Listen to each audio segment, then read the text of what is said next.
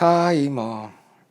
이거 인간적으로 10분은 조금 저 같은 투머치 토커에게 10분은 조금 부족하지 싶습니다. 자, 다음은 카메라를 선택하는 요령. 야, 아무거나 사세요. 돈에 맞는 야, 이거 되게 무책임한 발언이에요. 제가 여태까지 그렇게 얘기를 했었네요. 일단은 돈에 맞추세요. 어느 정도 돈에 맞춰야 하냐면은 카메라가 쓰다가 망가져도 아깝지 않은 가격대, 아깝지 않다라기보다 버틸 수 있는 가격대에 맞춰서 사시면 돼요. DSLR 카메라 풀프레임 그쪽으로 사시면 돼요. 풀프레임은 뭐냐면은 이 안에 들어있는 이미지 센서의 사이즈가 예전에 사용하던 필름하고 사진용 필름하고 같은 사이즈의 센서가 들어가 있는 걸 풀프레임 카메라라고 불러요. 이 알파 900 같은 경우에도 제가 살 때 350만 원 정도 주고 샀었어요. 그런데 지금은 한 50만 원 정도면은 살 수 있지 싶어요. 그 정도 50만 원 정도면은 촬영을 하다가 이게 어디 떨어져 가지고 망가진다고 하더라도 그렇게까지 막 땅을 치고 울지는 않겠죠. 예전에 제가 제일 잘하던 게 카메라 욕을 되게 잘했었어요. 그래서 별명이 촌철살인이었어요. 조그만 철로 막 사람 죽인다 뭐 그런 뜻인데 특히 캐논을 되게 잘 씹었었거든요. 그래서 캐논 유저들이 저를 무척 싫어했었어요. 캐논 카메라는 쓰레기다 막 이런 말들을 막 이렇게 주저없이 했었거든요. 그럼 캐논 쓰시는 분들이 뭐 울면서 달렸더라요. 이해는 돼요. 왜 그러냐 하면은 카메라가 한 대에 막 300만 원씩 하고 막 이러니까 제가 씹던 카메라들은 되도록 비싼 카메라를 잘 씹었었거든요. 그러니까 한 300만 원 그러면은 300만 원 월급 받는 분들이 한 달 내도록 모아가지고 살 수 있는 금액 그건 아니죠. 일단 돈을 벌면은 뭐 임대료도 나가고 관리비도 나가고 전기요금도 나가고 거기에 뭐 식비, 교통비 뭐 이런 것들 다 빼고 나면은 300만 원 버는 분들이 한 달에 한 100만 원 모으기가 그게 쉬운 게 아니잖아요. 그러니까 한 서너 달 모아가지고 바디 하나 사는 그런 카메라를 샀어요. 내가 세 달 모아가지고 바디 사고 한 또 세 달 모아가지고 렌즈 하나 샀는데 그걸 대놓고 제가 쓰레기라고 그러니까 야 나는 6개월 동안 노력해서 산 카메라를 네가 쓰레기라고 부르면 기분이 나쁘죠. 충분히 이해가 돼요. 그래가지고 제가 캐논 쓰는 분들한테 욕을 많이 먹었어요. 설마 뭐 캐논만 욕했겠어요. 니콘도 욕하고 뭐 소니는 전통적인 스폰서기 때문에 욕을 좀 덜 했어요. 근데 이제 소니 욕도 막 해도 되지 않을까 싶어요. 자 그래가지고 어쨌든 DSLR로 사세요. 그리고 풀프레임으로 사시면 좋고 카메라 가격은 한 50만 원 근처에서 사시면 괜찮을 것 같고요. 그리고 렌즈는 50mm 1.4 이거는 이제 50mm 1.7이라는 렌즈인데 이 렌즈는 중고값이 싸요. 한 5만 원 4만 원 요럴 거예요. 그리고 여러분들이 사셔야 되는 렌즈는 한 10만 원 근처에서 그러니까 카메라 50만 원에 렌즈 10만 원 해가지고 60만 원짜리 카메라 정도 구입을 하시면은 그럼 적절할까요?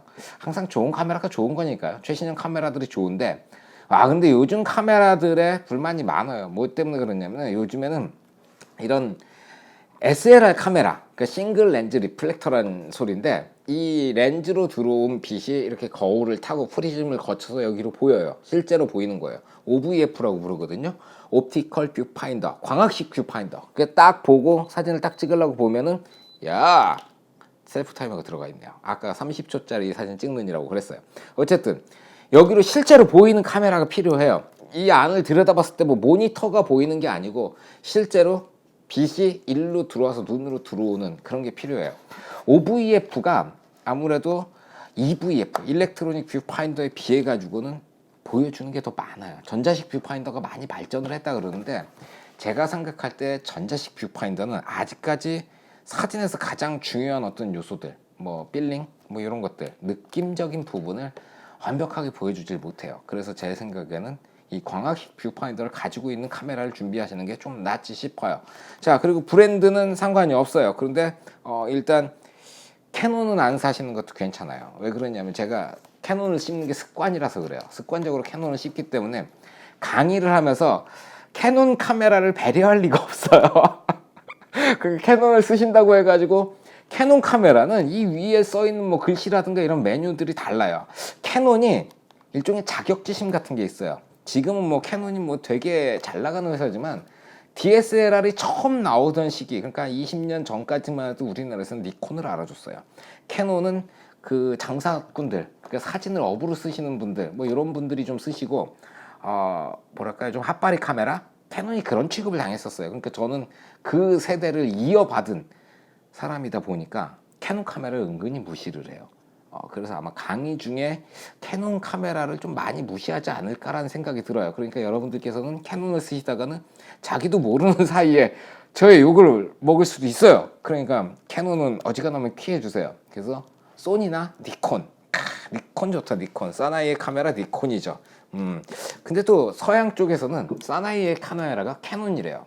그래서 왜 캐논 따위가 사나이의 카메라가 됐나 이렇게 생각을 해봤는데, 캐논으로 여자를 찍으면 이쁘게 나오거든요. 여자와 어린이를 찍기 위해서는 캐논을 선택해야 하죠. 그래서 사나이의 카메라인가? 뭐 그렇다면 이해는 되죠. 사나이가 사서 여자를 찍어주는 카메라, 캐논을 쓰십시오. 그리고 강의를 안 들으시면 돼요. 그래야 정신건강에 이롭습니다. 자, 카메라 선택 요령까지 말씀드렸고 10분짜리 강의니까 몇 분 남았는지 또 확인을 해봅시다.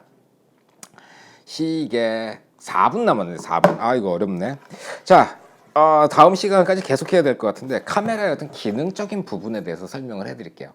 카메라는 이렇게 생겼는데, 이렇게 생기지 않은 것도 카메라가 맞아요. 그러니까 너무 고민하지 마시고요. 이렇게 생겼는데 한 대만 정복을 하세요.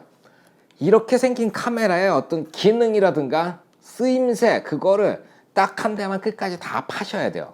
모든 기능을 다 알고 어떻게 써야 되는지를 다 알게 되면 다른 카메라를 봤을 때 비슷해요.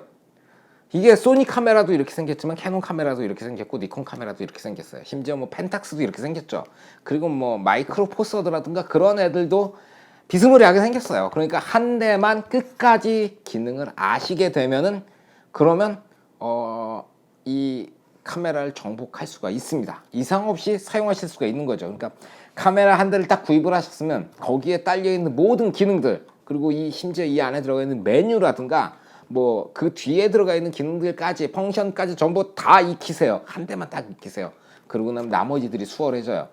자, 다음 시간까지 숙제는 여러분들이 가지고 계시는 카메라의 어떤 세세한 기능들을 다 알아보시는 거예요. 예를 들어서 메뉴를 딱 눌렀다. 저는 메뉴를 딱 눌러가지고 여기 저건 너무 쉬운 거니까 이렇게 뒤로 딱 왔는데, 세팅 메뉴 안에 뭐 오디오, 신호, 켬, 클리닝 모드 이렇게 돼 있어요. 그럼 이 클리닝 모드를 누르면 어떻게 될까? 누르니까 청소가 완료되면 카메라의 전원을 꺼 주십시오. 계속 합니까? 이렇게 해서 확인, 오케이를 딱 누르면 웽 하면서 이 앞에 그 센서가 흔들리고, 그리고 미러가 올라갔어요. 이 상태로 블로어라고, 이 흔히 뽁뽁이라고 부르거든요. 그걸로 이제 센서에다 바람을 불어가지고 먼지를 털어내는 기능인 거예요.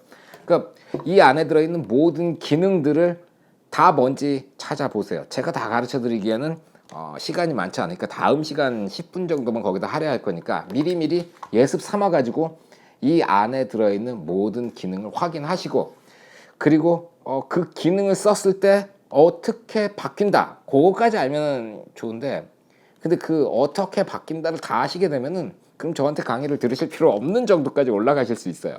그러니까 예를 들어가지고 뭐 브라켓팅이라는 게 있어요. 브라켓팅 요즘엔 잘 안 쓰는 기능이거든요. 근데 옛날에는 필름 쓸 때도 많이 썼었어요. 브라켓팅이 뭐냐면은, 한 장은 정상 노출, 그러니까 딱 봤을 때 적정 밝기로 촬영을 해요. 두 번째 셔터를 또 누르면 그거보다 정해놓은 만큼 1스텝이면 1스텝, 0.3스텝이면 0.3스텝 밝게 찍혀요. 그리고 세 번째 장을 딱 찍으면 정노출에서 0.3스텝 밝게 찍은 다음에 0.3스텝 어둡게 찍어요. 이거는 예전에 그 슬라이드 필름이라고 부르는 필름들이 있었거든요. 걔들은 정노출이 딱 맞아야 굉장히 사진이 잘 나왔었어요. 그런 사진을 위해서 한 방에 3장을 찍으면서 정확한 노출을 얻기 위해서 사용하던 기능이에요. 그런데 그게 이제 이런 디지털 카메라, 여기도 이제 바디는 필름 카메라랑 똑같으니까 그 기능이 일로 들어와 버린다고 보시면 돼요. 그런 기능까지도 이제 알아내면 되는 거죠. 그리고 이제 좀 헷갈리시는 부분들이 나올 수가 있어요. 예를 들어 가지고 쉽게 말해서 한 장 촬영한다 이렇게 말하면 되는 걸, 니콘 같은 경우에는 사용자 매뉴얼에 1, 촬영 시 뭐 이런 식으로 표현하고 막 그래요. 그러니까 그런 것들은 좀 보시다가 모르겠다 싶으면 리플을 남겨 놓으세요. 그러면 제가 좀 시간이 날 때 답변하지 않겠습니다. 야, 그래도 좀 열심히 쓰시면 제가 답변하지 않을까요? 저도 그거 리플 다 보면서 답변해 드릴 자신이 없어가지고. 어쨌든 그렇습니다. 타이머가 그렇습니다. 이 타이머 진짜 소리를 딴 걸로 바꿔놔야 되겠어요. 되게 이거 빡시네요. 자, 오늘은 여기까지 숙제 내드렸고요. 다음 시간에 뵙도록 하겠습니다. 수고하셨습니다. 필수!